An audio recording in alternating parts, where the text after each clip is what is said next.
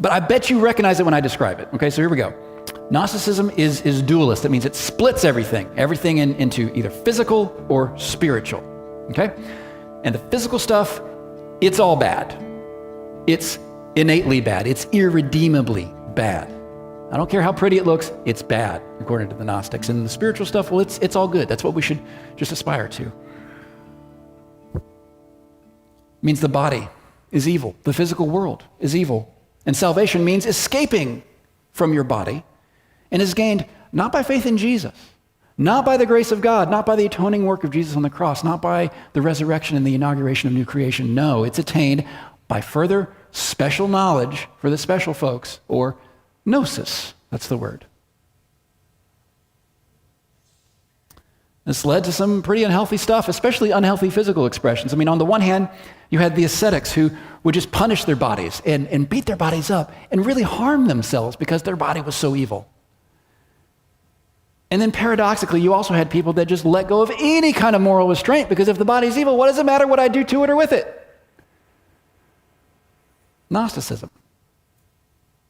Some of that we might recognize. Because yeah, we see some of it in the practices and the modes of the current age, but I'd say the church has had its moments and its movements where we've slipped into Gnostic belief and practice without even realizing it. Now, I give that critique gently and with zero heat. Because if I come in declaring that I have got the new, best, most pure practice, well, that sounds familiar too, doesn't it? And I want us to see that as an example of the principles and practice of Christian community in action. That impulse to claim a new moral high ground, to place myself in the seat of judgment as the arbiter of true Christian practice, now that I, in this day and age, understand everything and am the sum of all these things, no, that's out of bounds. That's out of bounds. The desire to just say something and drop the mic, that's out of bounds.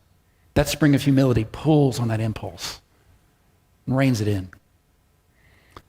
But so too does the spring of love. Because on the one hand, it's not loving to do nothing. It's not loving to ignore the unhealthy parts or the flawed parts. It's not loving the church or her people to let sinful practice fester and cause more and more harm, but nor is it loving to toss the whole thing out as irredeemably corrupt. Either one of those might solve some first-order problems, but what about the second and third-order problems that come, the complications and the other people that'll be hurt? See, the tension between these two springs, humility and love, that's real.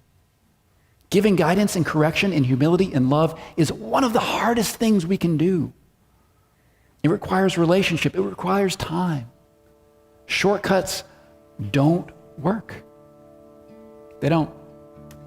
They just hurt people and drive them away. Now, I could go further into that, but I hope you see my point. These practices, these springs, have a dynamic interaction that informs our decisions as we navigate Christian community.